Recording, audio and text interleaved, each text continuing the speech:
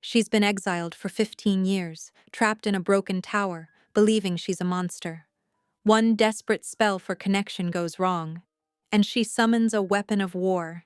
He's a ruthless general from another realm, bound by ancient magic to protect the very witch who should be dead by his hand. But when they touch, nothing breaks. For the first time, neither of them does. Now the Witch Council wants her executed.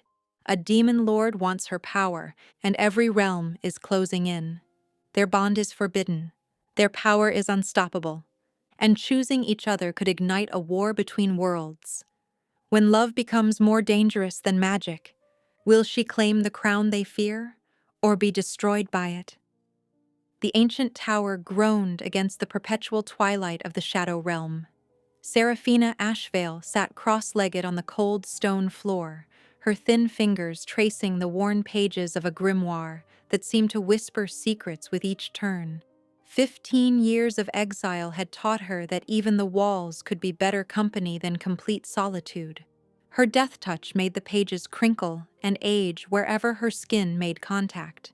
But she'd long since learned to control the drain enough to preserve the books that had become her only companions. Still, dark veins spread from her fingertips like spilled ink, a constant reminder of the curse that had killed her mother at birth. "Another year," she murmured to the empty room, her voice rough from disuse. "Another anniversary alone." The timing felt right for something different, anything to break the monotony of her isolation. The grimoire had practically fallen open to this page, revealing what appeared to be a simple scrying ritual. Just a glimpse of the outside world, she told herself. What harm could there be in that? Seraphina gathered the required materials from her cluttered workbench: black candles, crystals darkened by years of absorbing ambient magic, and a small copper bowl of water. With practiced precision, she arranged them in the pattern shown in the book, her hands steady despite the nervous energy coursing through her. "Focus," she whispered, centering herself. Her power hummed beneath her skin, eager to be used after so long contained. She began the incantation, ancient words flowing from her lips like dark honey. The first warning sign came when the candle flames turned purple, but she was too far into the ritual to stop. The second was when her death touch began pulling magic not just from the items around her, but from somewhere else, somewhere deep and ancient. The grimoire's pages rustled violently, revealing symbols that had been hidden beneath the scrying ritual. "No, no, no!" Seraphina's eyes widened in horror as she recognized the true nature of the spell. Not scrying, summoning. And her death touch was amplifying it beyond anything the original ritual intended. The tower shuddered. Dark energy crackled through the air, making her hair stand on end. She scrambled to her feet, but it was too late. The summoning circle erupted in black flames, and the very stones beneath her feet groaned in protest. A deafening explosion rocked the tower. Seraphina was thrown backward, her back hitting the wall as smoke filled the room. Through streaming eyes, she watched a massive figure materialize within the circle. He emerged from the darkness like a nightmare-given form. Easily 7 feet tall, with broad shoulders and a warrior's build, the demon's presence filled the tower with suffocating power. Obsidian armor covered his muscular frame, and wings of shadow stretched from his back, scraping the ceiling. But it was his face that froze Seraphina in place. Devastatingly handsome, with sharp features set in an expression of cold fury. His eyes blazed like golden flames as they fixed on her. "Who dares?" His voice was deep and dangerous, promising violence. "Who dares summon Dagon, High General of Lord Malakar's armies?" Seraphina's throat went dry. Everyone in the Shadow Realm knew that name. The Demon Lord's most lethal commander, responsible for conquering 3 realms in Malakar's name, and she had just accidentally summoned him to her tower. I didn't mean to," she managed, pressing herself against the wall. It was supposed to be a scrying spell. Dagon's eyes narrowed as he studied her, taking in her simple black dress, her pale skin, and the dark veins that marked her curse. His fury seemed to shift to something more calculating. "Your power," he said slowly. "It's not just magic. What are you?" "No one," Serafina answered quickly. "Just an exile. The spell was a mistake. Please, if you'll just—" She cut off as Dagon moved with inhuman speed, crossing the room in a heartbeat. His armored hand caught her chin, forcing her to meet his gaze. The touch sent sparks of energy through her curse, and she felt her power instinctively reaching for his, only to find an endless well of darkness that both terrified and enthralled her. "No one," he repeated, his voice a low rumble, "does not possess power that can pull a high general across realms." His thumb brushed her cheek, and she shuddered at the contact. The first touch she'd experienced in 15 years that her curse hadn't immediately drained. "What interesting lies you tell, little witch." Dagon's golden eyes darkened to molten brass, his otherworldly features twisting with rage. The temperature in the tower plummeted as shadows writhed around his massive form, responding to his fury. "You dare bind me?" His voice was deadly quiet. "A high general of the demon realm, leashed by some half-trained witch?" Serafina's heart thundered against her ribs as she backed away, nearly tripping over scattered books in her haste. "I told you it was a mistake. I didn't mean to—" Silence. The command cracked like a whip through the air. "Your intention matters little. The punishment for binding a demon of my rank is death." He advanced on her with predatory grace, each step deliberate and measured. Serafina retreated until her back hit the cold stone wall. There was nowhere left to run. "Please," she whispered, raising her hands in a futile defensive gesture. "You don't understand what I am." "A corpse." Very shortly, Dagon growled. His armored form loomed over her, blocking out what little light remained in the tower. Shadow wings stretched wide, caging her in. Serafina's curse roiled beneath her skin, responding to her terror, but she knew it would make no difference. She'd killed creatures of darkness before, spirits and shadow beasts that had wandered too close to her tower, but this was a high general of the demon realm. Her death touch would probably feel like nothing more than a tickle to him. Dagon's clawed hand shot out with supernatural speed, closing around her wrist with crushing force. Serafina squeezed her eyes shut, waiting for the sharp twist that would end her life. Nothing happened. Her eyes flew open in shock. Dagon stood frozen, his massive hand still gripping her wrist, staring at the point of contact between them with an expression of disbelief. Serafina's mind reeled. She could feel the warmth of his skin where his fingers touched her. Actual warmth, not the cold drain of her curse taking effect. For the first time since she was a child, since the day her curse had manifested and killed her mother, she felt the simple miracle of another's touch without death following in its wake. "How?" she breathed, hardly daring to move. Dagon's reaction was far more dramatic. The moment she spoke, he seemed to register the full impact of their contact. His golden eyes widened, and a shudder ran through his powerful frame. Color flooded his normally pale features as he jerked back, releasing her wrist as if her skin had burned him. He staggered back several steps, the first ungraceful movement she'd seen from him, and stared at his hand. The fearsome demon general looked utterly shaken, his breathing ragged. "What was that?" he demanded, but the deadly calm of his earlier threats had been replaced by something almost uncertain. "What did you do to me?" Serafina pressed her own hand to her wrist, marveling at the lingering warmth there. "I didn't do anything," she said. "My curse, it should have hurt you. It hurts everyone, drains them, kills them." She looked up at him in wonder. "But you're immune." "Curse?" Dagon's eyes narrowed, focusing on the dark veins visible beneath her pale skin. Understanding seemed to dawn on his features, quickly replaced by a mask of cold control. But Serafina didn't miss the way he flexed his hand, as if trying to shake off the sensation of their contact. "The heat," he said, and for the first time his voice held something other than menace. "Like fire in my veins. What manner of magic is this?" "I don't know," Serafina answered honestly. No one has ever." She swallowed hard, unable to finish the sentence. "No one has ever survived my touch. No one has ever made me feel warm instead of cold." They stared at each other across the tower room, predator and prey transformed into something else entirely by this unexpected development. The air between them felt charged, heavy with possibilities neither of them fully understood. The silence stretched between them, thick with unspoken questions.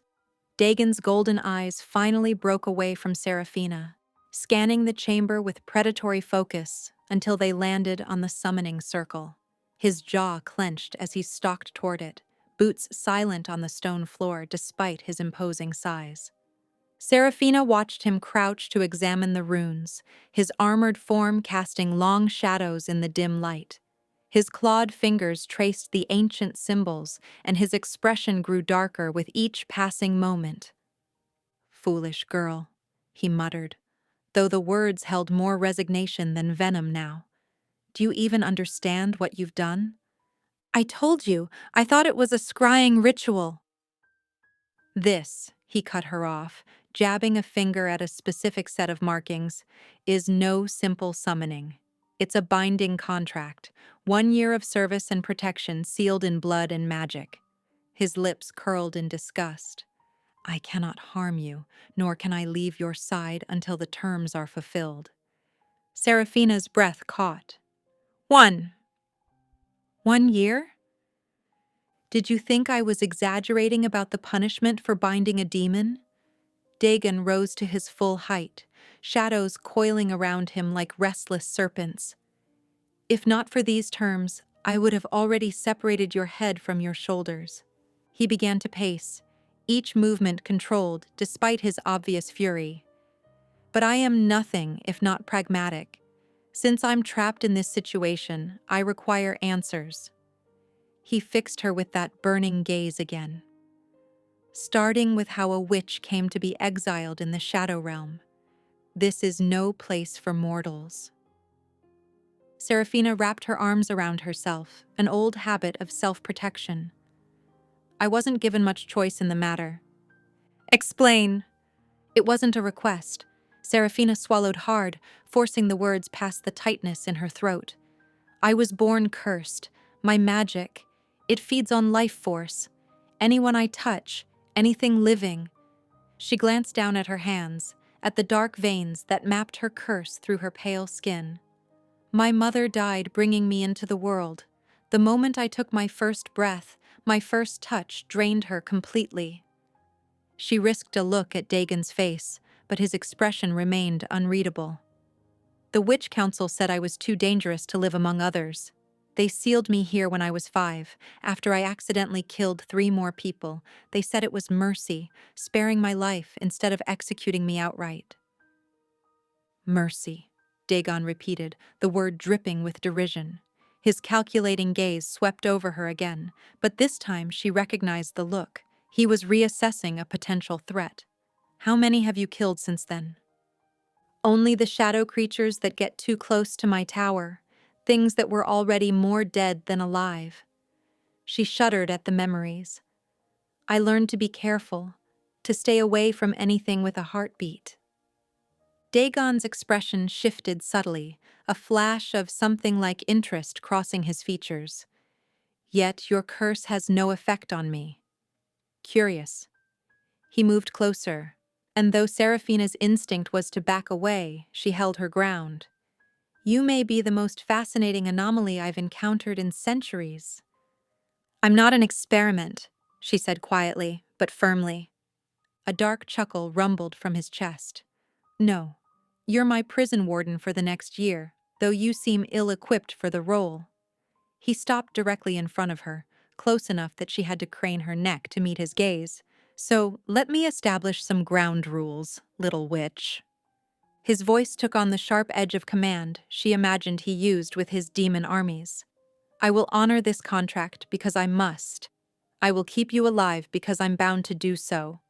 But do not mistake that for kindness. He leaned down, bringing his face closer to hers. Stay out of my way. Do not attempt to order me about. Do not speak to me unless spoken to. In return, I will ensure nothing in this realm kills you while I study this peculiarity of your curse. And after the year is up? Seraphina asked, hating how small her voice sounded. Dagon straightened, his lips curving in a cold smile. After the year is up, pray we never cross paths again. Days passed like shadows across the tower walls, each one marked by the strange dance of avoidance between demon and witch. Seraphina kept to her usual routines, tending her small garden of mushrooms that could survive in the eternal twilight, organizing her books, practicing small magics that wouldn't drain her limited energy. But now, these familiar tasks had an audience, even if an unwilling one. Dagon maintained his distance as promised, but his presence was impossible to ignore. He patrolled the tower's perimeter with military precision, his powerful form a dark silhouette against the perpetually gray sky. When shadow creatures ventured too close, drawn by the pulse of life within the tower, he dispatched them with terrifying efficiency. No wasted movement, no hesitation, just the flash of his blade and the dissolving mist of vanquished shadows. Despite her best efforts to honor his demands for silence, Seraphina found her eyes drawn to him again and again. There was something mesmerizing about the way he moved, like a predator made of midnight and steel. He showed no fear of the darkness or its creatures, perhaps because he was more terrifying than anything the Shadow Realm could conjure. She noticed other things too, in these quiet days of observation. The way his shoulders tensed slightly before danger appeared, as if he could sense threats before they materialized. The precise way he maintained his weapons, each motion speaking of centuries of discipline. The occasional far-off look in his golden eyes when he thought no one was watching, hinting at depths beneath his cold exterior. It was on the fifth evening, if evening was even the right word in this realm of eternal twilight, when everything shifted. Dagon had encountered a shadow worm at the tower's base, a massive serpentine creature that usually hunted in the deeper darkness. The battle had been swift but vicious, the worm's shadowy coils nearly crushing him before he severed its head. Seraphina watched from her window as black ichor splattered across Dagon's armor, eating through the metal like acid where it landed. He showed no pain, but she could see the way his movements became stiffer as he climbed the tower steps. When he entered the main chamber, she was already waiting with her healing supplies, herbs that grew in darkness, bandages woven from spider silk, salves made from mushroom spores. "You're injured," she said softly, breaking his rule of silence. Dagon's eyes narrowed. "It's nothing." Shadow worm venom corrodes everything it touches, even demon flesh, I'd imagine. She gestured to where the ichor had burned through his armor to the skin beneath. "Let me help." He studied her for a long moment, weighing her words against his pride. Finally, he gave a curt nod and sat in one of her worn chairs, removing the damaged pieces of his armor to reveal the wounds beneath. Seraphina worked quickly and carefully, using a cloth to apply the salve without touching him directly, but as she reached his forearm, her finger slipped past the cloth's edge, brushing against his skin. That same impossible warmth flooded through the point of contact, like sunshine breaking through storm clouds. Seraphina froze, waiting for him to jerk away as he had before. But this time, Dagon remained perfectly still, his eyes fixed on where their skin met. Slowly, deliberately, he turned his hand and caught her fingers with his own. The sensation intensified. Heat raced up Seraphina's arm and spread through her chest, making her heart thunder against her ribs.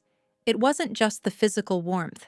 It was the sheer novelty of touch, the thing she'd been denied for so long she'd almost forgotten its power. Dagon's hand was rough with calluses, impossibly strong, yet he held her with surprising gentleness. She dared to look up at his face and found him watching her with an intensity that stole her breath. His golden eyes had darkened to amber, pupils dilated as he studied her reaction. There was something almost hungry in his gaze, though whether for the sensation itself or something more, she couldn't tell. Seconds stretched into eternity as they remained connected, neither speaking, both lost in the simple miracle of touch without death. Serafina could feel her pulse racing, could sense an answering rhythm in Dagon's hand where it clasped hers. The air between them grew heavy with unspoken questions. It was too much. The warmth, the contact, the dangerous possibility of more. It overwhelmed her defenses and sent panic coursing through her veins. Serafina yanked her hand away and stumbled backward, clutching her tingling fingers to her chest. "I'm sorry," she whispered, though she wasn't sure what she was apologizing for. For touching him? For wanting to touch him again? For being the curse-marked creature who had bound him here in the first place? The moment shattered as three shimmering portals materialized at the tower's boundary. Serafina's heart stopped as familiar silver-robed figures stepped through, witch council scouts. She'd recognize those uniforms anywhere, having spent years dreading this exact scenario. Maven Thorn emerged first, his broad shoulders and scarred face marking him as the council's infamous enforcer. His dark eyes swept the area with predatory focus, magic crackling around his clenched fists. Behind him came Cassia Nighthollow, her detection crystals already hovering and scanning, their purple light cutting through the Shadow Realm's perpetual gloom. Last through the portal was Aldrich Voss, his fingers weaving complex patterns as he established a containment array around the tower's perimeter. Dagon moved with liquid grace, positioning himself between Serafina and the scouts. His previous wound seemed forgotten as he drew himself to his full height, power rolling off him in waves that made the air thick and heavy. Serafina Ashvale. Maven's voice boomed across the distance. By order of the Witch Council, you stand accused of violating the terms of your exile through forbidden demon summoning. Serafina's knees weakened. She gripped the tower's stone window ledge to keep herself upright, her voice barely a whisper. "No." Our detection arrays identified significant demonic energy signatures emanating from this location, Cassia reported, her crystals pulsing with confirmation. The presence of a high-ranking demon proves the violation. Aldrich's binding array shimmered into full visibility, a net of golden light surrounding the tower. "The boundary is secured, Maven. She cannot flee." Maven stepped forward, his face twisted with disgust. Consorting with demons is a direct violation of the Exile Accords. The penalty is death. His eyes flickered to Dagon, then back to Serafina.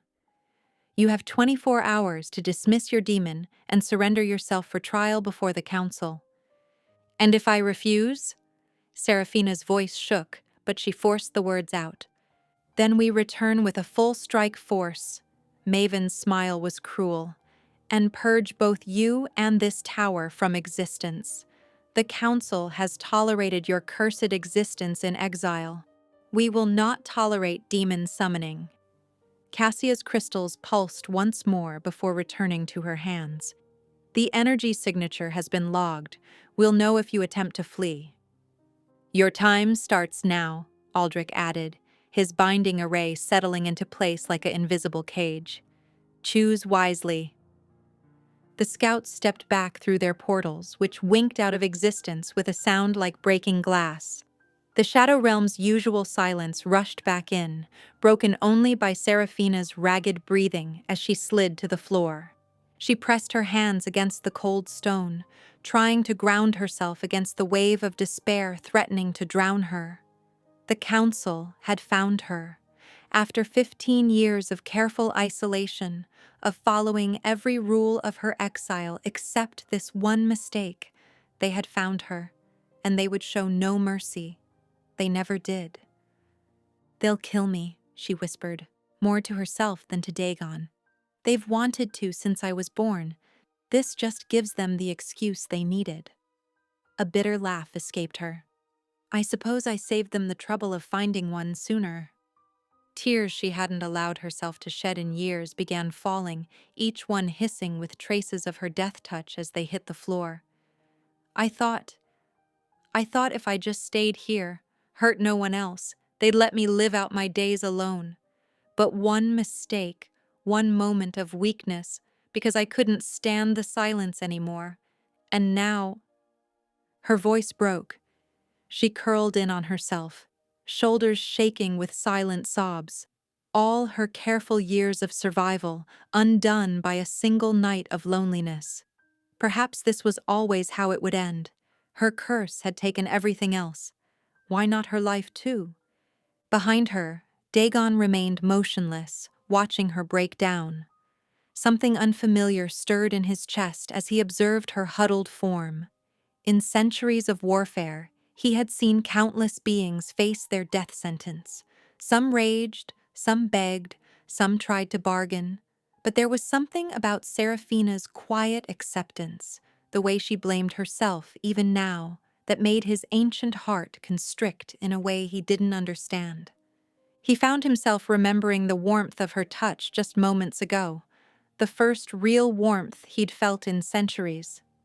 The way she had tried to help him despite his coldness. The strength it must have taken to survive alone all these years, cursed and exiled, yet still maintaining her humanity. Dagon's hands clenched as he came to a decision that defied every principle of his long existence. A decision that went against his role as High General, his loyalty to Malachar, and his own carefully maintained emotional distance. The next morning dawned cold and gray in the Shadow Realm. Dewdrops clung to the twisted vegetation surrounding the tower, each droplet reflecting the perpetual twilight like tiny black pearls.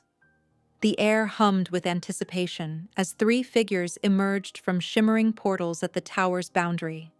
Maven led the group, magical binding chains clinking in his grip. Their metal links glowed with runes designed to suppress even the most powerful witch's magic. Behind him, Aldrich clutched a scroll sealed with the Council's death warrant, while Cassia's detection crystals hovered around her, scanning for any sign of escape attempts. But they hadn't expected to find Dagon already waiting at the tower's entrance. The demon general stood like a dark sentinel, his massive frame blocking the doorway completely. His obsidian armor absorbed what little light reached it, and his eyes blazed with otherworldly fire as he watched their approach. Maven stepped forward, holding up the chains. "Stand aside, demon. Your summoning contract doesn't permit interference with council business." Dagon's voice rumbled like distant thunder. An interesting interpretation. His head tilted slightly, studying Maven with predatory focus. "Tell me, does the contract require me to allow threats against my charge's life?" "The contract," Maven began, but never finished. Dagon moved faster than any of them could track. One moment he stood at the entrance, the next he materialized beside Aldrich. The binding mage barely had time to raise his hands, golden magic flickering between his fingers as he tried to cast a containment spell.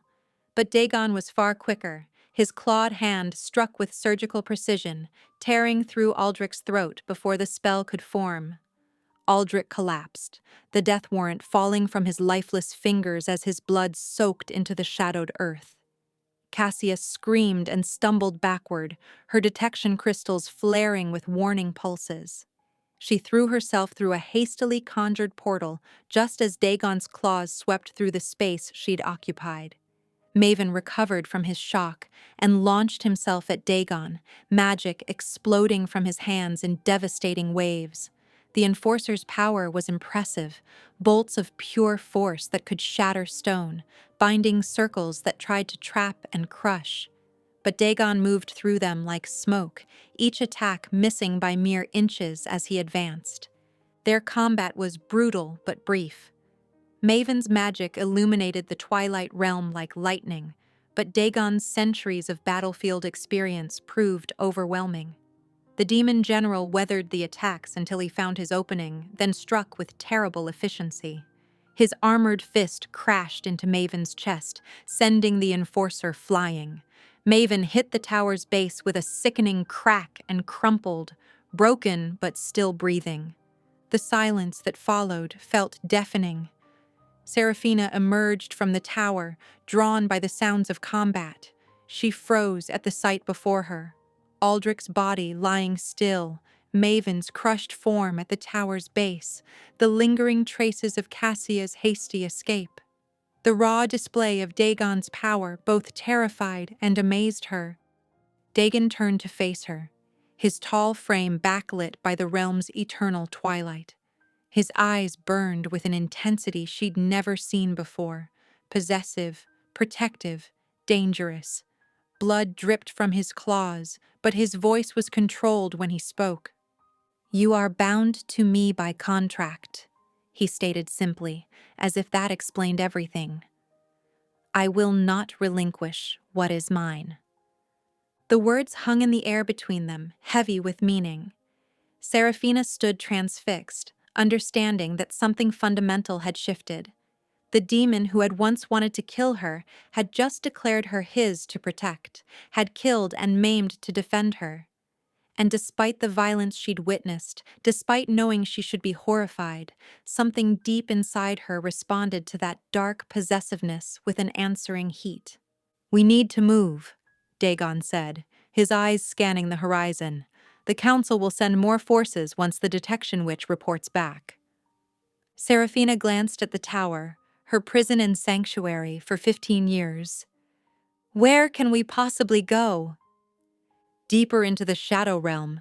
Dagon's voice left no room for argument. "Pack only what you can carry. We leave in 10 minutes. Inside the tower, Seraphina grabbed her most essential items, a few spellbooks, healing supplies, and a change of clothes. Her hands trembled as she stuffed everything into a worn leather bag. When she emerged, Dagon was waiting, his massive frame tense with alertness. They set off across the barren landscape, leaving the familiar silhouette of the tower behind. The terrain grew increasingly hostile as they ventured into the obsidian wastes, a vast expanse of sharp black rock formations that jutted from the ground like teeth. The perpetual twilight cast long, distorted shadows that seemed to move of their own accord. "Watch your footing," Dagon instructed as they picked their way through the razor-sharp rocks. "The obsidian can slice through flesh easily." He demonstrated proper foot placement, showing her how to test each step before committing her weight. Hours passed as they traversed the treacherous ground. When Seraphina stumbled on a loose stone, Dagon's hand shot out to steady her, his fingers lingering on her elbow longer than necessary. The now familiar warmth spread from the contact point, and she caught him watching her with that intense expression that made her breath catch.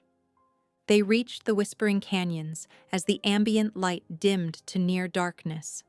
The wind howled through the towering rock walls, creating eerie sounds that almost resembled voices.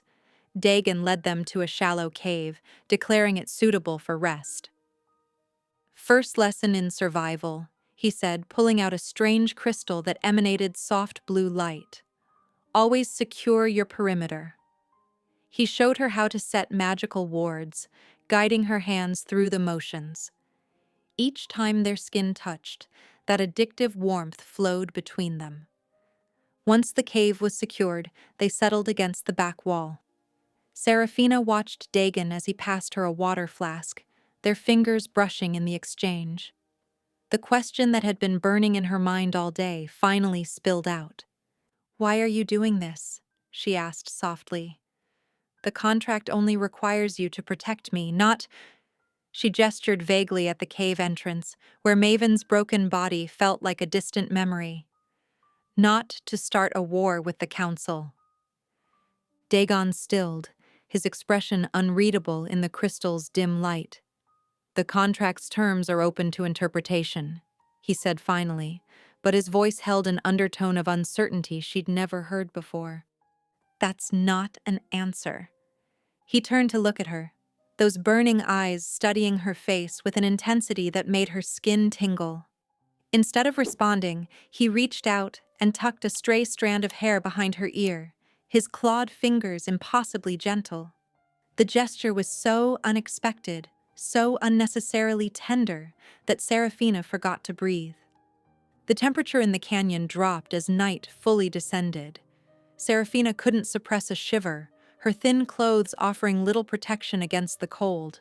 Without warning, Dagon moved behind her and pulled her against his chest, his armored form radiating supernatural heat. "What are you?" she began. "You're cold," he stated simply, as if that explained everything. His arms settled around her waist, secure but not confining. Serafina gradually relaxed into his embrace, marveling at how natural it felt to be held by someone who should have been her enemy. The warmth between them felt different this time. Not just the physical heat of their touching skin, but something deeper, more profound.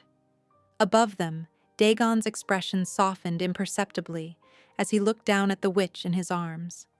In all his centuries of existence, he had never known peace, had never wanted it, had believed himself incapable of it.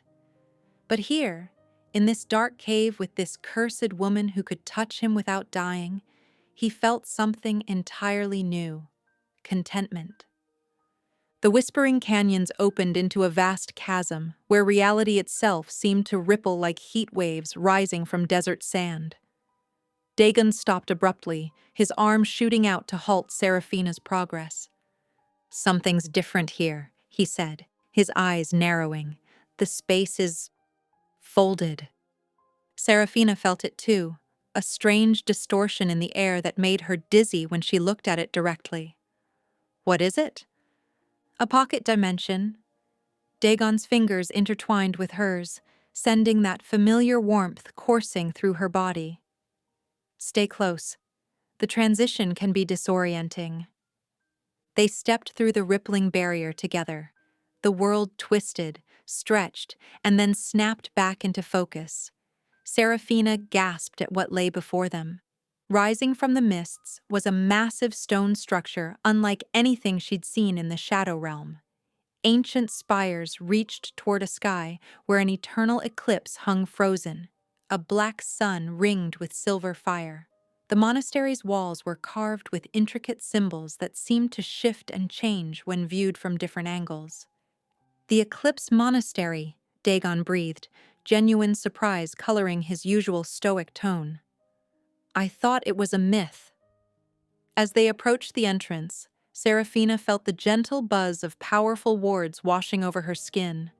But unlike the aggressive magical barriers she was used to, these felt welcoming, almost like they were inviting them in. "The wards," she said, studying their complex patterns. "They're not just protective, they're concealing. No witch magic or demonic energy can detect what's inside."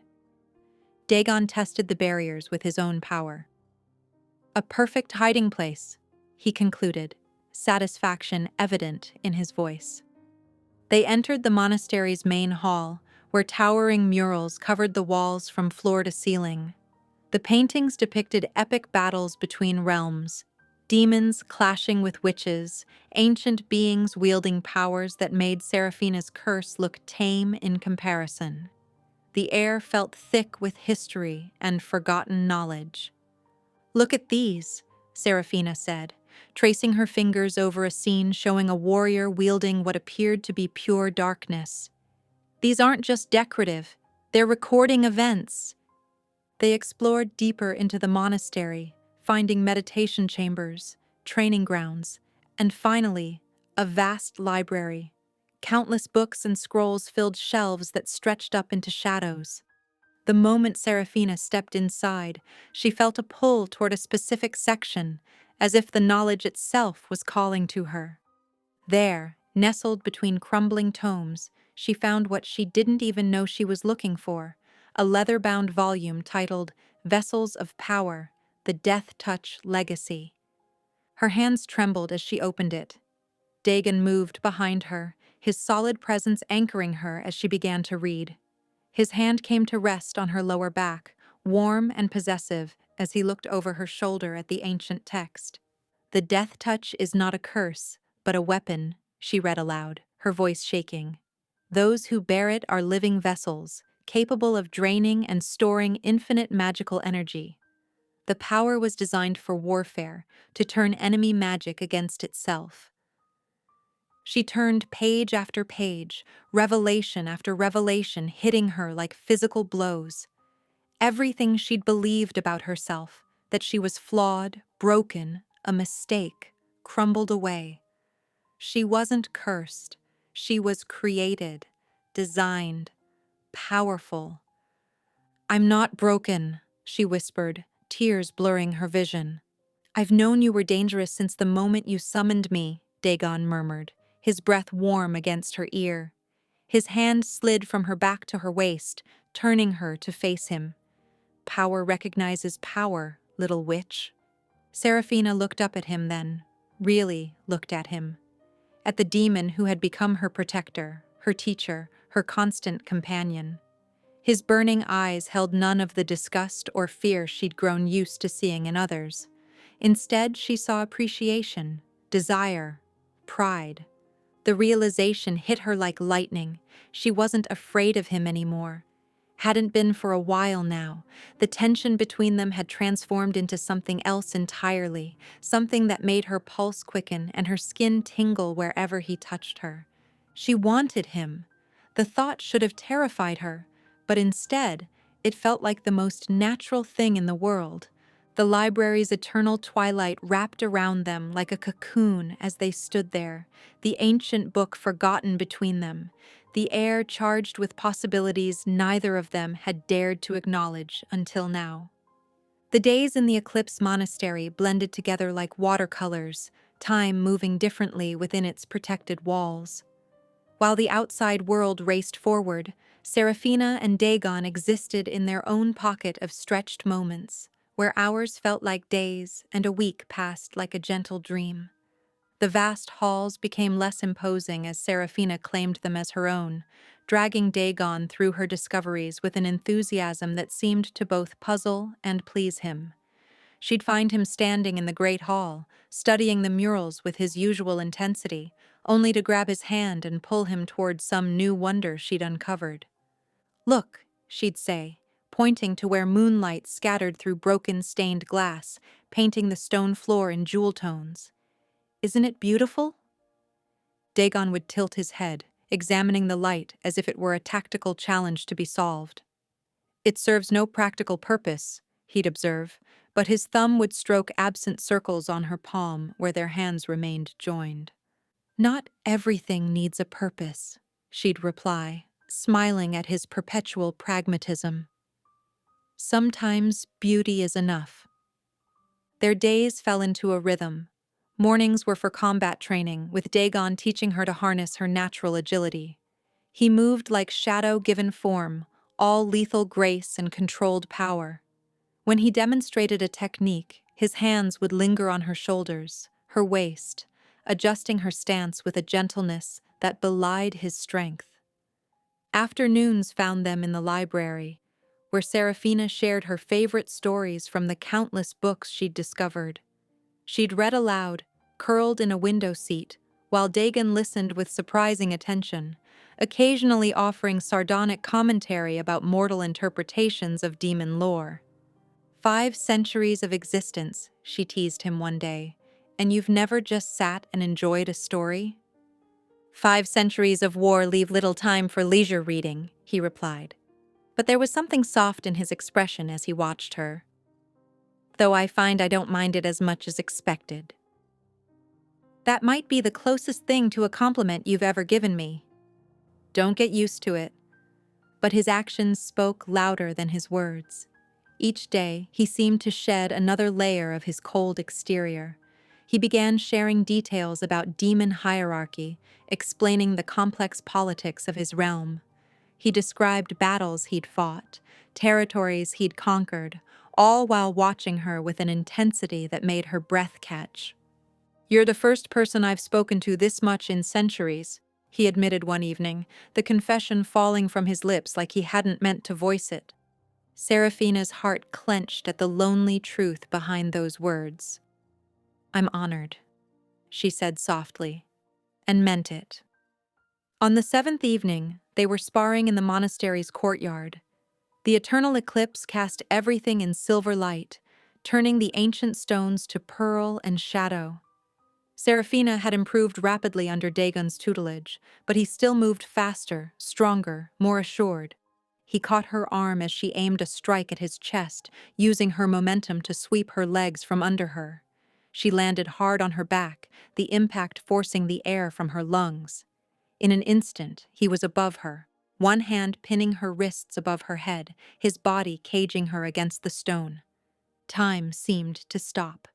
Seraphina could feel every point of contact between them, his fingers around her wrists, his thigh pressed against hers, the heat of him radiating through her thin training clothes.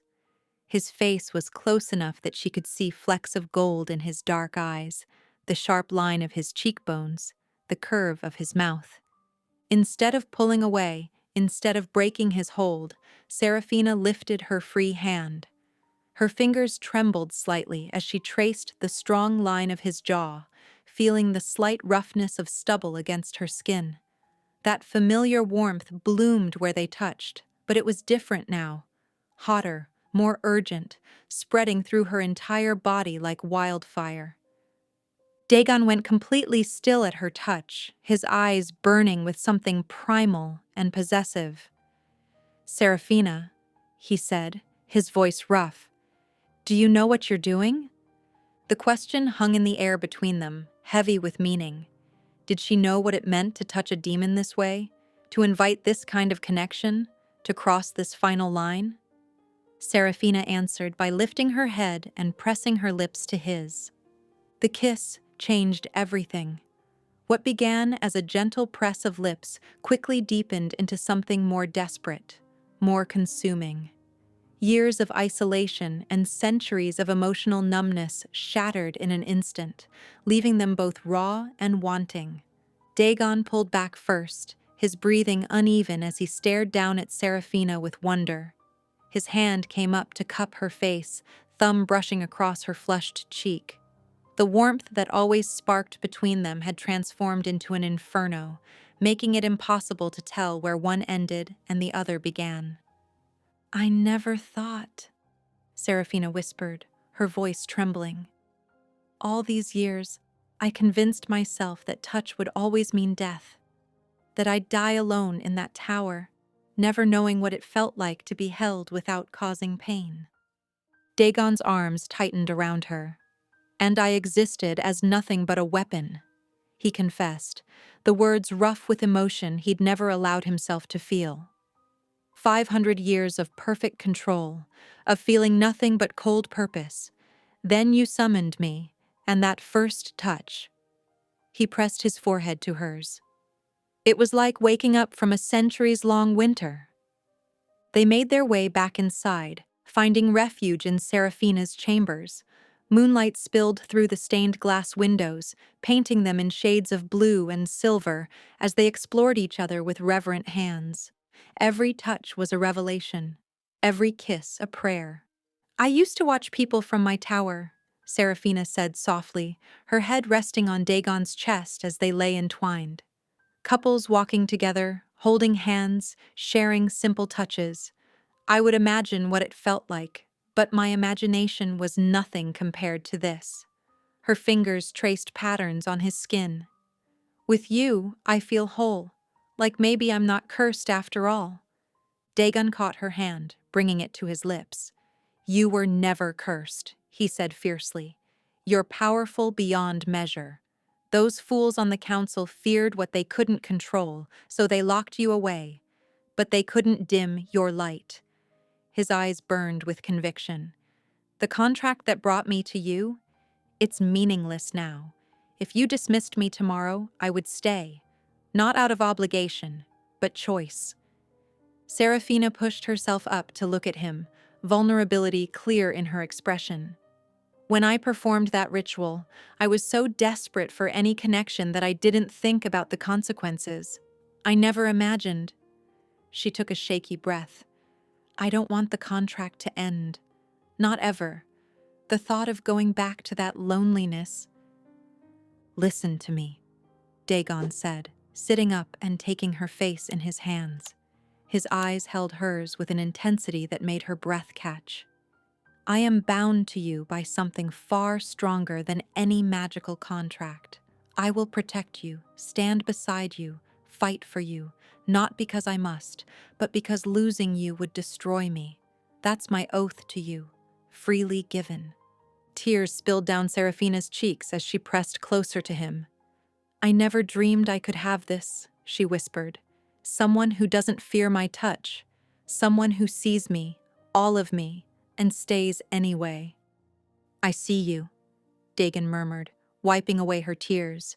Your strength, your compassion, your beauty, all of it. And I'm never letting you go. They spent the rest of the night trading soft confessions and tender touches. Dagon spoke of the emptiness of his existence before her, the way centuries had blurred together in an endless parade of battles and conquests. Seraphina shared stories of her lonely childhood, of learning to fear her own hands, of the guilt that had haunted her since her mother's death. As dawn's light began to filter through the windows, they lay facing each other, fingers intertwined. The silence between them was comfortable, filled with unspoken understanding.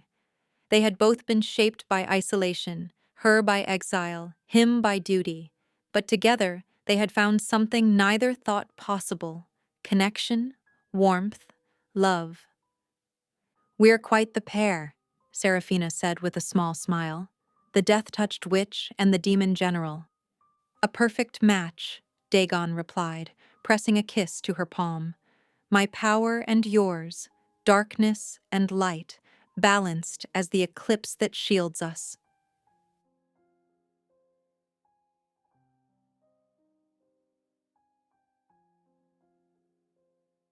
He sensed the intrusion. Seraphina felt it a moment later, a sickening twist in her gut as familiar magic tore through their sanctuary's defenses. Someone's breached the outer barriers, she whispered, scrambling to her feet. Dagon was already moving, summoning his armor with a wave of his hand. How? These wards were designed to repel both witch and demon magic. Before Seraphina could answer, the monastery's great hall erupted with shouts and the crackle of spellfire. Through the archway, she saw them, a dozen black-robed figures materializing from traces of blood-red mist. At their center stood Cassia Nighthollow, her hands glowing as she completed the blood-tracking ritual that had led them here. And beside her, Seraphina's breath caught in her throat. Aunt Morgana! The High Inquisitor of the Witch Council stood tall and severe in her silver robes, exactly as Seraphina remembered from the day of her exile.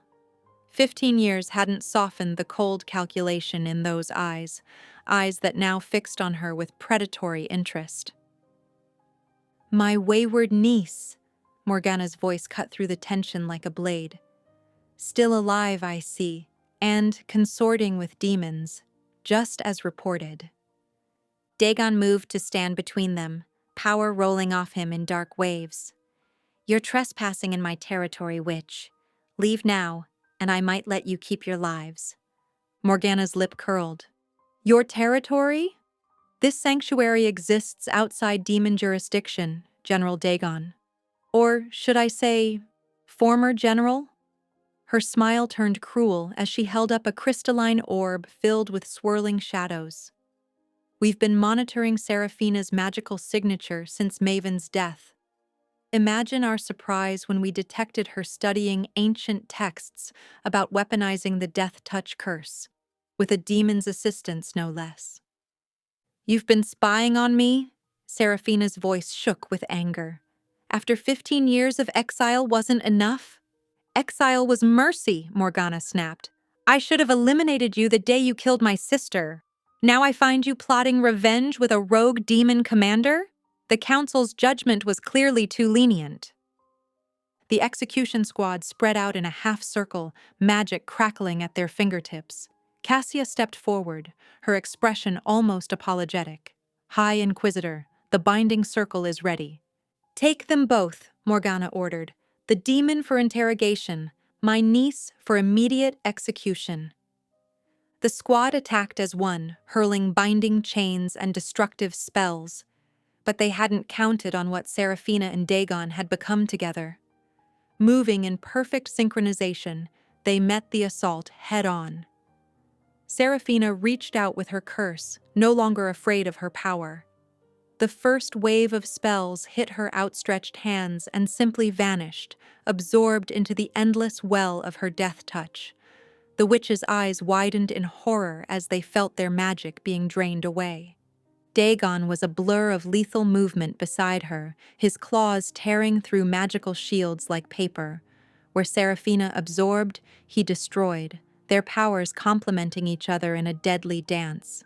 3 witches fell in seconds, their spells turned against them. 2 more dropped when Dagon's blade found their throats.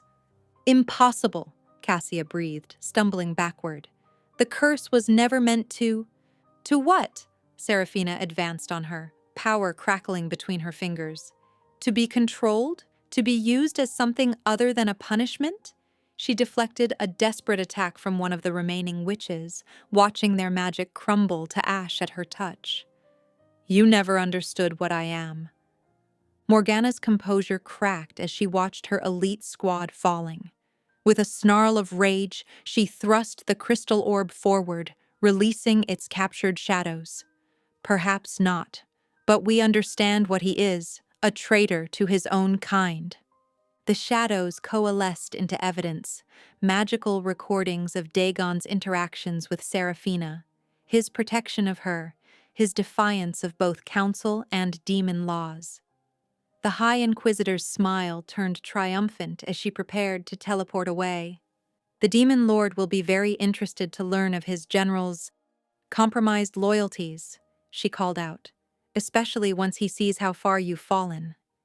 Then she was gone, taking Cassia and the few surviving witches with her.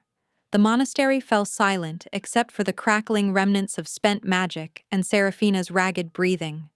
Dagon stood amid the carnage, his expression dark as he stared at where Morgana had vanished. She'll take that evidence straight to Malachar. What does that mean for us? Seraphina asked, though she feared she already knew the answer. It means, Dagon said grimly, that we no longer face just the Witch Council. The entire demon army will be hunting us now. The citadel of Ember pierced the crimson skies of the demon realm like a spear of black obsidian. Inside its twisting corridors, High Inquisitor Morgana followed a grotesque demon guard through halls lined with weapons forged from suffering souls. Her silver robes seemed to absorb the darkness around her, but she kept her spine rigid, refusing to show fear.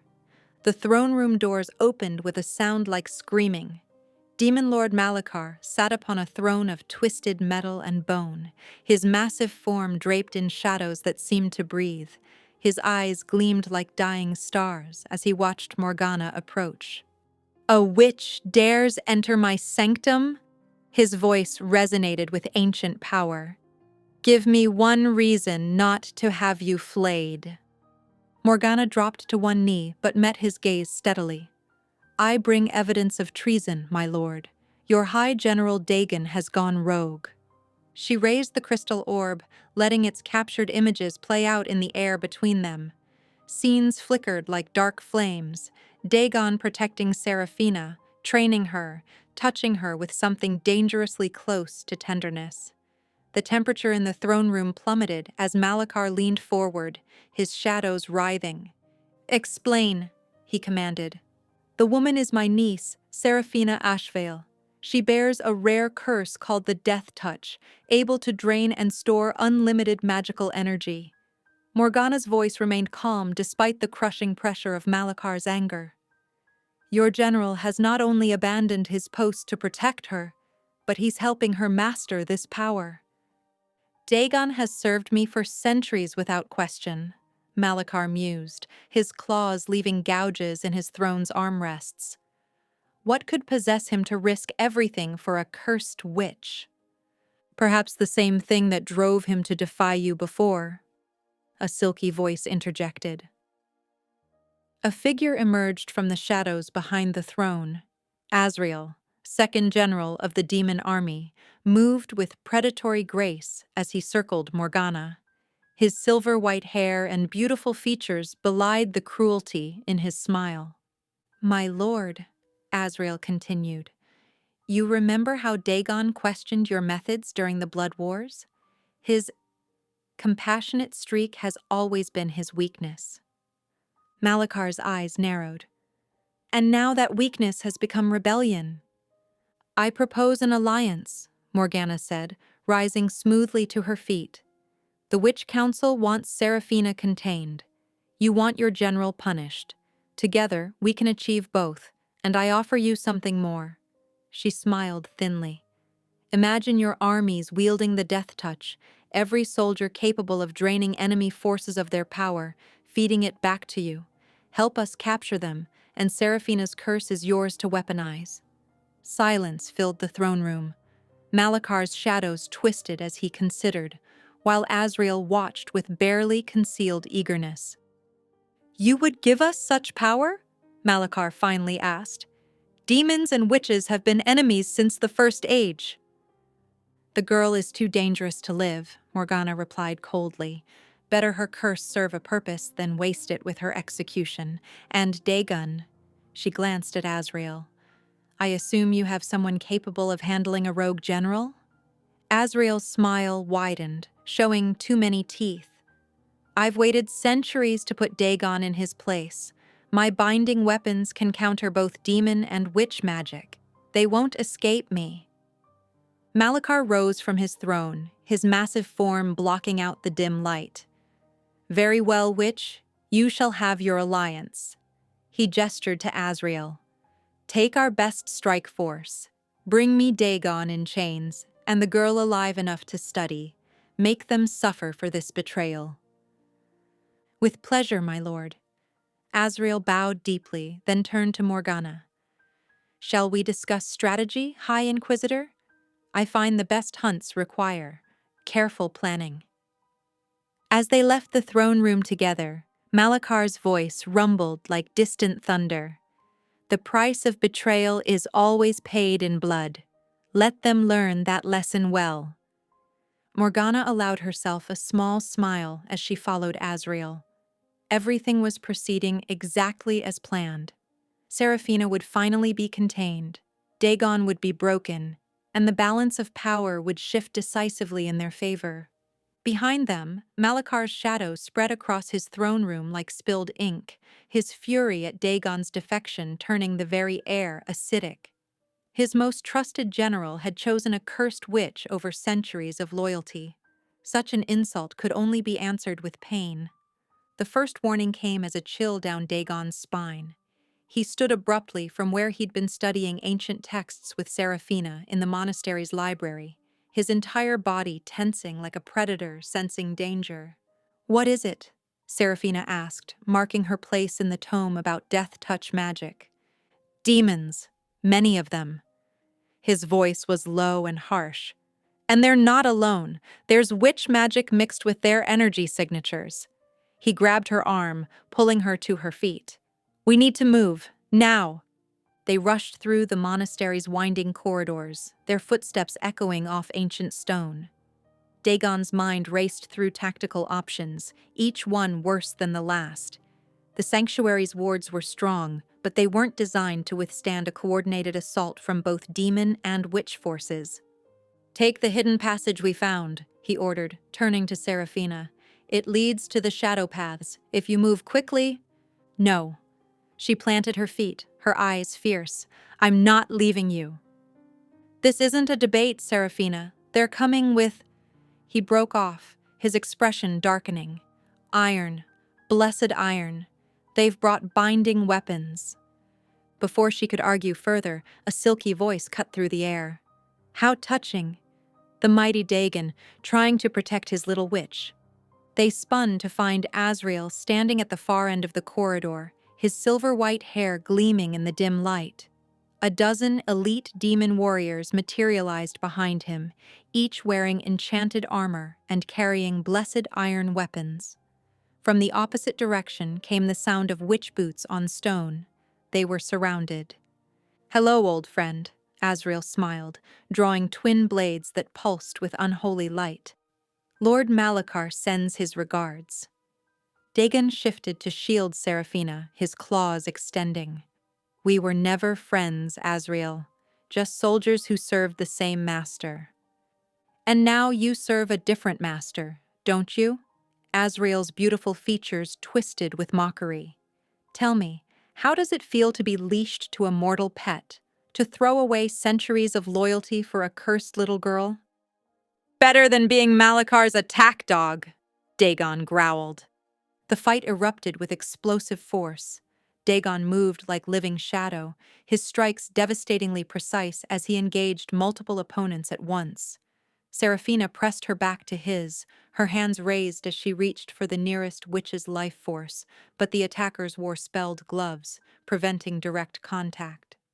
"Did you think we wouldn't prepare for your curse?"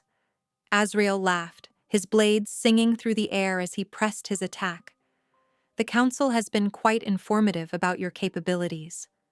Dagon caught both of Azrael's blades on his forearm guards, the blessed iron sizzling against his skin. "The council?" he snarled. "You're working with witches now?" "The enemy of my enemy, dear Dagon, and you've made yourself quite the enemy." More forces poured in through every entrance, the monastery's halls filled with the clash of weapons and the crackle of magic. Seraphina managed to catch one demon with her curse, draining him until he crumpled, but for every one she felled, two more took their place. "There's too many," she gasped, feeling her energy flagging. Dagon's response was cut off as Azrael's blade sliced into his shoulder, the blessed iron burning like acid. He roared in pain but kept fighting, his movements becoming more desperate as he tried to maintain a defensive position around Seraphina. She watched him taking hits meant for her, saw the blessed weapons leaving smoking wounds that weren't healing.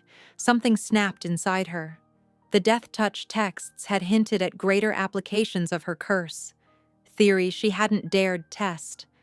But seeing Dagon bleeding, watching him fight through pain to protect her, made the choice simple. "Dagon," she called, "get down!" He dropped instantly, trusting her without question.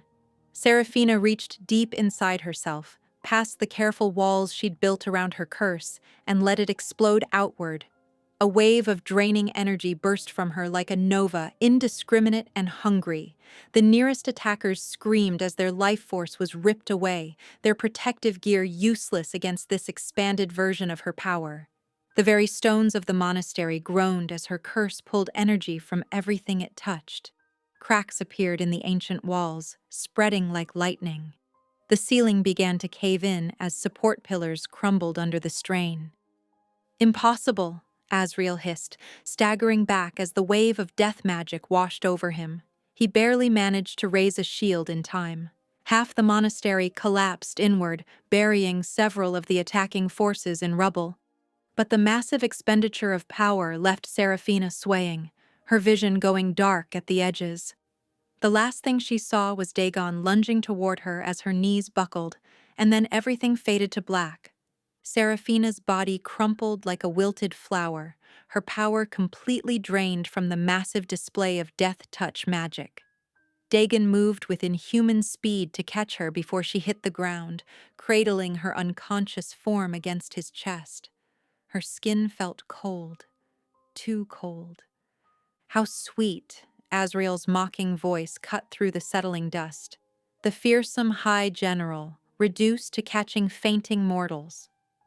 Through the haze of falling debris, more demons and witches emerged, having shielded themselves from the worst of Seraphina's attack. They formed a tight circle, weapons raised. Dagon's tactical mind registered the positions of every enemy, calculating angles of attack, but each scenario ended the same way. They had him trapped. Azrael held up a length of chain that gleamed with unholy light, blessed iron inscribed with both demonic and witch runes. designed specifically to bind a demon of Dagon's power level. "You know what this is," Azrael said, the chains rattling softly. "And you know your options are limited." Dagon's arms tightened around Seraphina's limp form. Her breathing was shallow but steady. She needed time to recover, time he couldn't give her. "The binding contract is still in effect," Azrael continued, taking a calculated step forward. "You can't abandon your charge, but if you try to protect her—" He let the threat hang in the air, the blessed chains swaying like serpents ready to strike. Dagon's mind raced. The contract that had started everything now sealed their fate. He couldn't leave Seraphina, couldn't even move more than a certain distance away without violating the magical binding. And Azrael knew it. "What will it be, old friend?" Azrael's smile was razor sharp. "Save yourself or suffer?" The choice wasn't really a choice at all. Dagon had made his decision weeks ago. Perhaps from the first moment Seraphina's touch had awakened something in his cold, dead heart. He gathered her closer, positioning himself to shield as much of her body as possible. "So be it," Azrael sighed with false regret. The chains flew through the air like living things. Dagon could have dodged them. His reflexes were quick enough, but that would have meant dropping Seraphina. Instead, he turned his back to take the brunt of the attack, hunching over her protectively. The blessed iron struck him like white-hot brands, searing into his demonic essence. The chains wrapped around his torso, his arms, his throat, each point of contact burning like acid. A roar of agony tore from his throat as the binding magic activated, paralyzing his muscles and sending waves of excruciating pain through his entire being. Witch Council enforcers darted forward, pulling Seraphina from his locked arms. The movement roused her to semi-consciousness, her eyes fluttering open in confusion. "Dagon?" she mumbled, then awareness hit her. "Dagon!" He tried to reach for her, but the chains held him immobile. All he could do was watch as they dragged her away, her struggles growing more desperate as she fully awakened. "No, let me go!" Seraphina thrashed against the enforcer's grip, her hand stretching toward him. "Dagon!" The raw terror in her voice cut deeper than any blessed weapon. Their eyes met across the rubble-strewn space, hers wide with fear and desperation, his burning with helpless rage. Then one of the witches pulled out a black hood. "No!" Seraphina's last cry was muffled as they covered her head. Azrael crouched beside Dagon, who knelt frozen in his chains, forced to remain upright by the binding magic. "Lord Malachar sends a message," he said conversationally, as if they were discussing the weather. "The terms are simple. Renounce the witch and return to your position in the demon army, or—" He gestured to where the enforcers were carrying Seraphina's struggling form away. "We'll drain her life force bit by bit, and thanks to that fascinating contract you're under, you'll stay alive and aware for every moment of her suffering." Dagon couldn't speak through the chain's paralysis, but his eyes promised murder. "Think it over." Azrael patted his shoulder, chuckling when the touch made Dagon's muscles spasm in agony. "Though I wouldn't take too long. Witch Council interrogators can be quite thorough in their work." Cold stone pressed against Seraphina's cheek as consciousness slowly returned. Her head throbbed, and her limbs felt heavy, like they were wrapped in wet wool. She tried to move, but found her body wouldn't respond properly. Everything felt disconnected and sluggish. Through blurry vision, she made out dark symbols etched into the floor around her. A blood circle, ancient magic used for containing dangerous creatures. Beyond its crimson boundary, more runes covered the walls of her circular cell, pulsing with a sickly green light that made her stomach turn. "The binding runes are quite effective, aren't they?" Seraphina recognized that voice. She'd heard it only once since her exile, but it haunted her nightmares. With effort, she raised her head to see Morgana Ashvale standing just outside the circle, immaculate in her high inquisitor robes. "Aunt Morgana," Seraphina croaked, her throat raw. Now! Morgana's lips curved in a cold smile. We dispensed with such familial terms when you killed my sister. High Inquisitor will suffice. Seraphina tried to access her magic, reaching for that well of power inside her. But where her death touch usually hummed beneath her skin, there was only emptiness. The binding runes flared brighter at her attempt. Don't waste your energy, Morgana said. Those symbols were designed specifically to contain your particular affliction. We've had 15 years to perfect them after all. Why? Seraphina swallowed hard, fighting waves of nausea from the suppression magic. Why not just execute me? Isn't that what the council ordered? Morgana's laugh was like breaking glass. Execute you? Oh no, dear girl, you're far too valuable for that. She paced along the edge of the blood circle, her shadow stretching across Seraphina's prone form. You see, we've learned quite a lot about your death touch. It's not just a curse, it's a tool, a weapon, one that, properly extracted and harnessed, could give the Council unprecedented power over both mortal and magical realms. Horror crawled up Seraphina's spine. Extract? A simple ritual, really. 3 days to carefully drain every drop of power from your body. Morgana's eyes gleamed with fanatical satisfaction. The process will kill you, of course, but your death will serve a greater purpose. The Council will finally have the means to establish absolute control. No more rogues, no more demons, no more chaos. Perfect order through perfect power. You're insane, Seraphina whispered. I'm practical. Morgana's voice hardened. The old ways aren't working. We need stronger methods of control. Your death touch, weaponized and wielded by the Council, will ensure peace through fear. It's what your mother would have wanted. Anger flared through Seraphina's weakness. Don't you dare speak of her. No? Morgana raised an eyebrow. Perhaps you'd rather discuss your demon? Your forbidden pet who chose to shield you rather than save himself? Seraphina's heart clenched. Where is he? What have you done to him? He's exactly where he belongs, in chains in Malakar's citadel. Morgana's smile turned cruel. The binding contract you created still holds, which means he'll feel every moment of your suffering as we drain your life force. A fitting punishment for a demon who forgot his place. Tears burned in Seraphina's eyes. The thought of Dagon experiencing her pain, helpless to stop it, was worse than any torture they could inflict on her. I'll leave you to contemplate your role in the coming days, Morgana said, turning to leave. The extraction ritual begins at dawn. The door sealed behind her with a heavy thud, leaving Seraphina alone in the semi-darkness. She curled into herself, fighting back sobs. All her life, she'd been told her power was a curse, a mistake, something to fear and suppress. She'd believed them, believed she was broken, dangerous, wrong. But then Dagon's voice echoed in her memory from one of their training sessions in the monastery courtyard. Power means nothing if you're afraid to use it. Stop asking for permission to survive. He'd said it after she hesitated during a sparring match, afraid of hurting him. Now the words took on new meaning.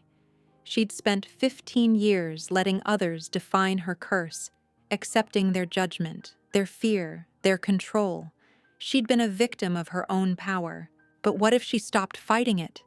What if, instead of seeing her death touch as a curse to contain, she finally embraced it as the weapon it truly was? Seraphina uncurled slowly, staring at her hands in the green-tinged darkness. For the first time in her life, she stopped being afraid of what she was capable of doing. Cold iron seared against Dagon's flesh as he hung suspended in the citadel's darkest dungeon. The blessed chains wrapped around his torso and limbs, each link burning like holy fire into his demonic essence. But that pain was nothing compared to what blazed through his bond with Seraphina. The extraction ritual had begun. Her agony ripped through him in waves, making his muscles spasm and his breath catch. He could feel them pulling at her life force, trying to tear her power from her very soul. The bond created by her summoning spell, once an unwanted tether, now his most precious connection, forced him to experience every moment of her torture. How the mighty have fallen. Asriel's smooth voice echoed off the obsidian walls as he descended the dungeon steps. The second general moved with practiced grace, his pristine uniform a stark contrast to the filth and decay surrounding them. The great High General Dagon, brought low by a witch. Asriel circled him slowly, savoring the sight. Though I must admit, she is rather unique. Perhaps after the extraction, I'll request custody of what remains, study how she managed to tame you so thoroughly. Dagon didn't respond. He wouldn't give Asriel the satisfaction of reaction, even as another wave of Seraphina's pain crashed through him. Instead, his mind raced through possibilities, the guard rotations he'd memorized over centuries of service, the weak points in the Citadel's defenses, the exact pressure needed to break through blessed chains if he could just get enough leverage. Nothing to say? Asriel stopped in front of him, head tilted in mock concern. No threats? No promises of vengeance? I'm disappointed. The Dagon I knew would never show such weakness. Through gritted teeth, Dagon managed a cold smile. The Dagon you knew would have killed you already. Ah, there's that famous arrogance. Asriel leaned closer, dropping his voice to a whisper. But we both know you can't break these chains. They were forged specifically for you, old friend. All you can do is hang here and feel your little witch die slowly. Unless I renounce her and return to the army, Dagon finished flatly. Your offer hasn't become more tempting since the last dozen times you made it. Asriel shrugged, stepping back. Lord Malakar's mercy won't last forever, but perhaps a few more hours of feeling her pain will change your mind. As if to emphasize his words, fresh agony surged through the bond, but this time, something felt different. The pain was there, yes, but underneath it Dagon sensed something else. Power, raw, wild energy flowing through Seraphina like a rising tide. Miles away in her cell beneath the Tower of Thorns, Seraphina pressed her palms against the cold stone floor.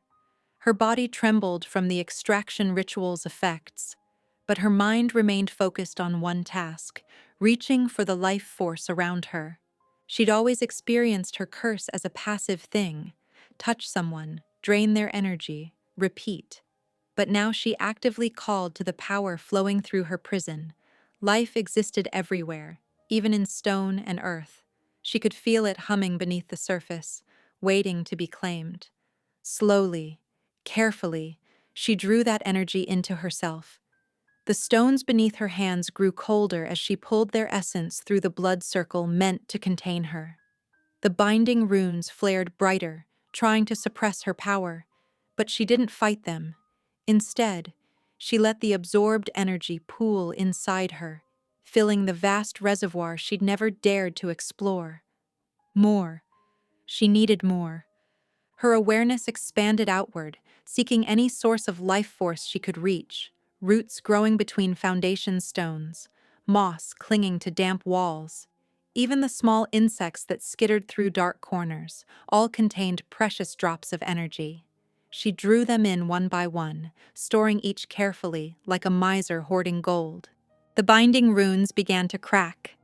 3 floors above, 2 witch guards monitored the prison wards, watching magical indicators that measured power fluctuations within the cells. Energy readings are spiking in the lower chamber, one reported, frowning at the glowing crystals that served as measuring devices. Her companion waved dismissively. It's just the extraction ritual. High Inquisitor Morgana said to expect unusual patterns while they drain the death touch. If you say so. The first guard made a note in her logbook, trying to ignore the way the measuring crystals pulsed with increasing intensity. Seems stronger than they predicted, though. Neither noticed the hairline fractures spreading through the stone beneath their feet. Dawn crept over the Tower of Thorns, marking the second day of Serafina's torture.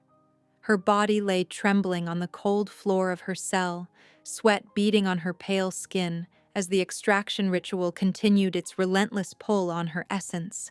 But her mind remained sharp, focused on the vast well of power she'd gathered through the night. Every few minutes, a pulse of energy would surge through her bond with Dagon, his strength, his concern, his rage. She'd grown so accustomed to these sensations that she almost missed the significance. Almost. Serafina's eyes snapped open as realization struck. The bond. She'd been thinking about it all wrong. Slowly, she pushed herself to sitting position, ignoring the way her muscles screamed in protest. The blood circle surrounding her glowed an angry red, its runes pulsing in time with the extraction spell. But beyond that crimson light, she could see the golden thread of her connection to Dagon, not with her eyes, but with that other sense that had developed since their first touch. "I'm such a fool," she whispered, voice hoarse from screaming. For 15 years, she'd seen her curse as something that only took, only destroyed. Even after discovering Dagon was immune, she'd assumed it was because she couldn't drain him. But that wasn't it at all. She couldn't drain him because their life forces were already linked through the summoning contract. You can't take what's already part of you. Her hands shook as she bit into her thumb, drawing blood. The guards would be making their rounds soon, but she needed only minutes. Carefully, she began tracing symbols on the floor, not fighting against the extraction circle, but adding to it, completing it. "Power means nothing if you're afraid to use it," she murmured Dagon's words like a prayer. The summoning contract had bound him to her, making him her protector, her anchor. But it was only half finished. She'd never sealed the other side, too afraid of what it might mean to bind herself to another being so completely. She wasn't afraid anymore. Blood dripped from her finger as she drew the final sigil, an ancient symbol for unity she'd found in the Eclipse Monastery's texts. The moment it was complete, she felt the magic surge. The extraction ritual's pull intensified, trying to rip her power from her body, but she didn't resist. Instead, she reached through her bond with Dagon, grasping for that familiar warmth. "I choose this," she whispered, pressing her bloody palm to the symbol. "I choose you." Power exploded through her veins as the reversed summoning took hold. Where before there had been a tether between them, now there was a flood. Dagon's immortal essence crashed into her like a tidal wave, merging with her own life force in an endless loop. She could feel everything: his strength, his pain, his desperate need to reach her. The extraction circle flared blindingly bright as it encountered this new configuration. It had been designed to drain a single target, to pull life force in one direction. But now, there was no beginning or end to drain, just an infinite cycle of power flowing between demon and witch. Serafina felt the exact moment the circle's magic encountered Dagon's immortal essence feeding back through their completed bond. The runes began to crack, unable to contain the paradox they'd created. She curled into herself as raw power built in the chamber, making the very air crackle with electricity. "What's happening down there?" A guard's voice echoed from above, followed by running footsteps. But it was too late. With a sound like thunder, the extraction circle shattered. The backlash of broken magic exploded outward, amplified by all the energy Serafina had stored from the prison stones. The floor beneath her crumbled as the blast ripped upward through the Tower of Thorns, destroying everything in its path. Serafina felt herself falling as 3 levels of the prison collapsed, but she wasn't afraid. Through their completed bond, she could sense Dagon's triumph, his fierce joy at feeling her break free. Their life forces continued to merge, stronger with every passing second, until she could no longer tell where her power ended and his began. She had spent 15 years believing she was cursed to be alone. But as stone and magic rained down around her, Serafina finally understood the truth. She wasn't meant to be isolated. She was meant to be completed. The completed bond hit Dagon like a bolt of lightning, electric and all-consuming.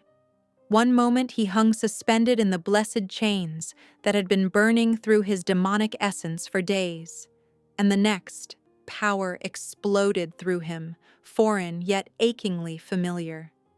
Seraphina's power, her very life force, crashed into his own in an endless loop that made his entire being sing with newfound strength. The iron chains around his wrists and throat still glowed with their dual enchantments, but they suddenly felt insignificant. How could mere metal hold him when his essence was no longer confined to his physical form? He could feel Seraphina everywhere, her magic merging with his until there was no distinction between them. A laugh rumbled deep in his chest, starting low and building into something that made the guards shift nervously. Azrael, who had been watching from the shadows, stepped forward with a sneer. "Has captivity finally broken your mind, old friend?" Dagon lifted his head, and the guards instinctively stepped back. His eyes blazed with power, not just the usual crimson of demon fire, but shot through with threads of violet that pulsed in time with Seraphina's heartbeat. "She's magnificent," Dagon said, his voice rough with wonder and pride. Then his expression hardened. "And you were fools to think you could keep us apart." He flexed against his restraints, no longer fighting the blessed iron's burn, but embracing it, letting it fuel the rage that powered his demon form. The chains began to crack, hairline fractures spreading across their surface as Dagon's borrowed power sought escape. Azrael's eyes widened. "Stop him!" But it was too late. With a roar that shook dust from the dungeon's ancient stones, Dagon pulled. The chains exploded outward in a shower of molten metal and broken spells. Guards went flying as the blast wave hit them, and Azrael barely managed to throw up a shield in time. Dagon dropped to his feet with lethal grace, rolling his shoulders as his true form emerged, obsidian scales rippling across his skin, horns curling from his temples, wings unfurling in the confined space. But this transformation felt different than any before. Where his demon form had always been a creature of pure destruction, now it hummed with creative energy. Seraphina's magic sang through him, amplifying his strength while tempering his rage into something focused and controlled. "Kill him!" Azrael shouted, and the guards rushed forward with blessed weapons drawn. Dagon moved like smoke through their ranks. Each strike was precisely calculated, every burst of power carefully measured. He didn't need to waste energy on grand displays. Not when he could feel exactly where to hit to cause maximum damage with minimum effort. One guard's sword shattered against scales harder than diamond. Another's spell fizzled as Dagon caught it with a hand wrapped in Seraphina's death-touch energy, draining it to nothing. Through it all, he could feel her. Miles away in the Tower of Thorns, she was breaking free of her own prison. Their shared power pulsed between them like a beacon, telling him exactly where to find her. Azrael launched himself at Dagon with a blade forged in hellfire, aiming for the vulnerable spot between his wings. But Dagon had trained with Azrael for centuries. He knew every move before it came. He spun, caught his former comrade's wrist, and used the momentum to slam him into the wall hard enough to crack stone. "You should have killed me when you had the chance," Dagon growled, holding Azrael by the throat. "She's turned you weak," Azrael spat blood as he struggled. "The great General Dagon, brought low by a witch's spell?" Dagon squeezed harder, cutting off the words. "No spell could give me what she freely chose to share. But you'll never understand that, will you? You've never understood real power because you've never been willing to risk anything to gain it." He slammed Azrael's head against the wall once more, leaving him unconscious but alive. Death would be too merciful. Then he turned toward the dungeon's exit, spreading wings that barely fit in the narrow corridor.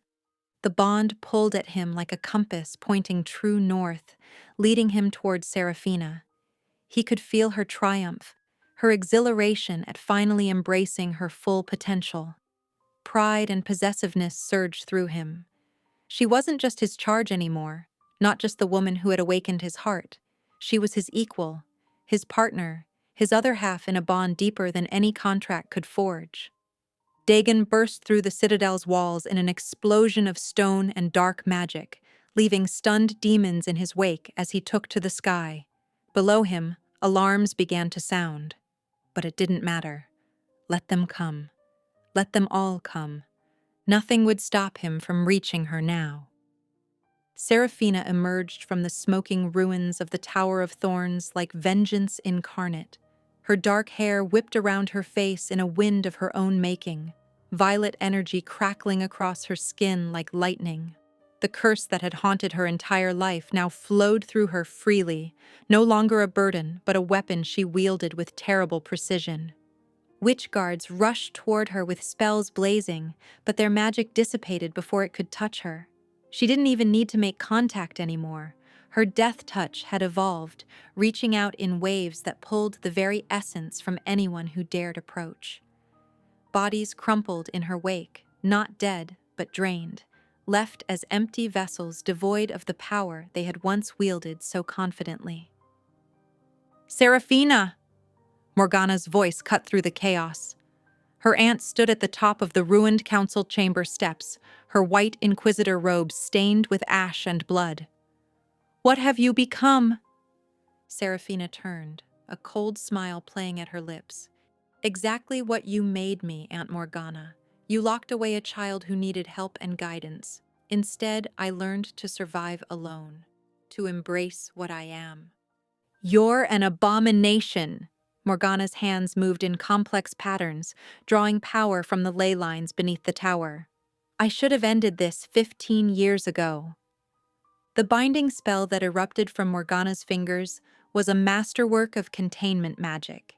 Chains of pure light meant to seal away both power and consciousness. It would have imprisoned any other witch completely, but Seraphina wasn't just any witch anymore. She raised one hand almost lazily, and the spell disappeared, not deflected or broken, but consumed, drawn into the infinite well of power she had become through her bond with Dagon. Morgana staggered, feeling the magic torn not just from her spell, but from her very core. "No!" Morgana fell to her knees as Seraphina approached. "What are you doing to me?" "Taking back everything you stole from me."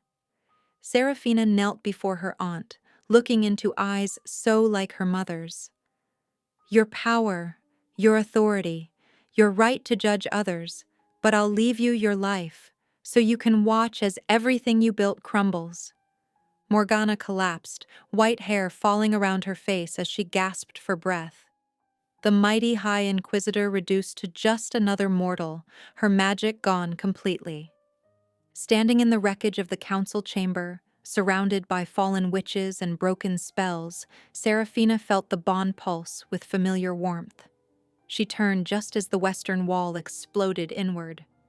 Dagon swept through the breach, wings spread wide, scales gleaming in the fires that burned around them. His eyes found her immediately, blazing with pride and possession. He landed before her with earth-shaking force, and when she stepped toward him, the rubble shifted to clear her path. They met in the center of the destruction, demon and witch, darkness and death, two forces that should never have merged. Their hands clasped, and power surged between them like a tide. His demon fire, her death touch, amplifying each other until the very air shimmered with it. The Tower of Thorns, ancient seat of the Witch Council's power, couldn't withstand the combined assault. Stone cracked, wards shattered, and the entire structure began to collapse around them. But they stood unmoved in their perfect circle of calm, connected by touch and bond and choice. "Enough!" The command rolled through the chamber like thunder. The shadows gathered and solidified into Malakar's imposing form. The demon lord's presence was suffocating, his power pressing down on everything around him, his gaze fixed on Dagon with cold fury. "You forget yourself, General. Return to your post, and I may yet show mercy." Dagon's grip on Seraphina's hand tightened. When he spoke, his voice carried absolute conviction. "I am no longer your general, Malachar.